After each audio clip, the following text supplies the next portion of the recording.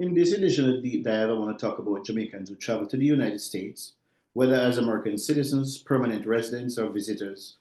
They often display a remarkable level of discipline and restraint upon arrival at any U.S. airport. For the most part, they follow instructions carefully, avoid confrontation, and even when spoken to harshly by custom officers, law enforcement officers, or just regular airport staff, they maintain composure and comply without resistance.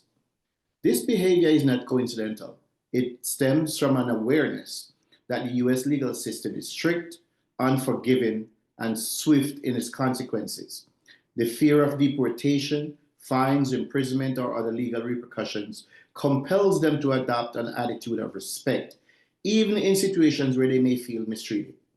However, a stark contrast emerging when these same individuals return to Jamaica. In their homeland, many of these same Jamaicans exhibit a drastically different demeanor. They show zero respect to their own law enforcement officers in their homeland, and many actively contribute to the lawlessness that plagues the country, from smuggling firearms into the island to funding and organizing criminal networks. Their actions fuel the very violence that has crippled communities across the country.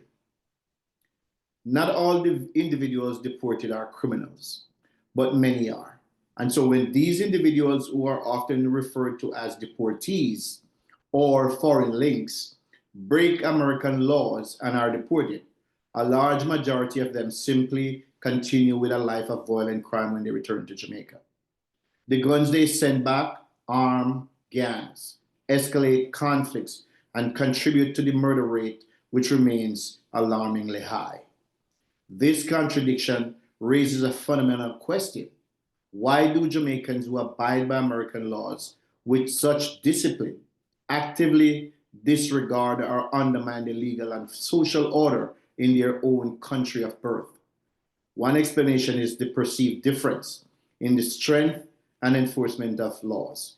In the United States, the legal system operates with efficiency, if not with impartiality.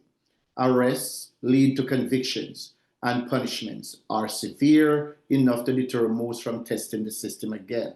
In contrast, Jamaica's justice system is often seen as slow, corruptible, and ineffective, allowing criminals to escape accountability. This perception emboldens individuals to engage in illegal activities in Jamaica that they would never attempt in the United States.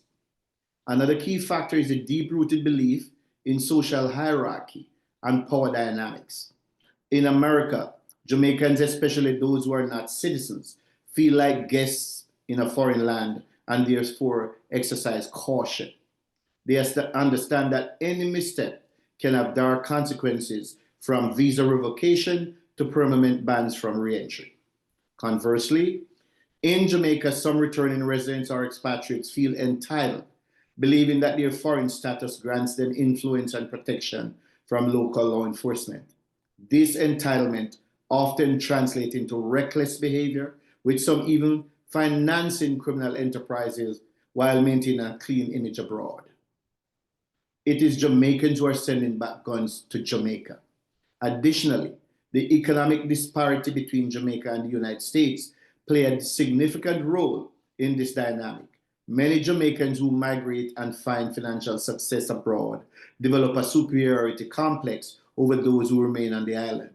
Instead of using their resources to uplift communities through legitimate means, some choose to exploit the economic divide for personal gain by funding criminal activities. They create a vicious cycle where violence and instability persist, preventing the very progress that could make Jamaica a better place for all.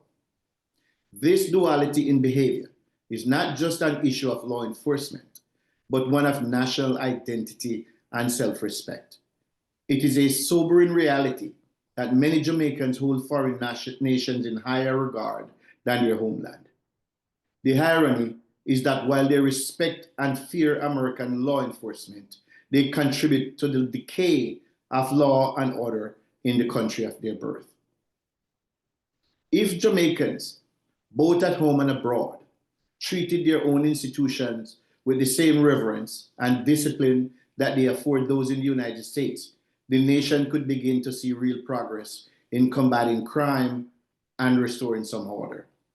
Ultimately, the solution lies in a shift in mindset. Jamaicans abroad must recognize that their homeland deserves the same level of respect and adherence to law as any other country.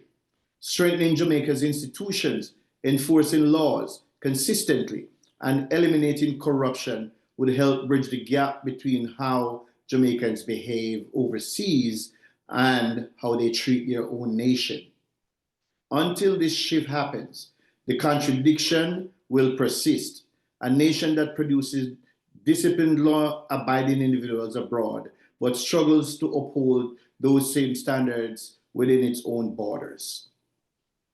Thank you. This has been the deep dive.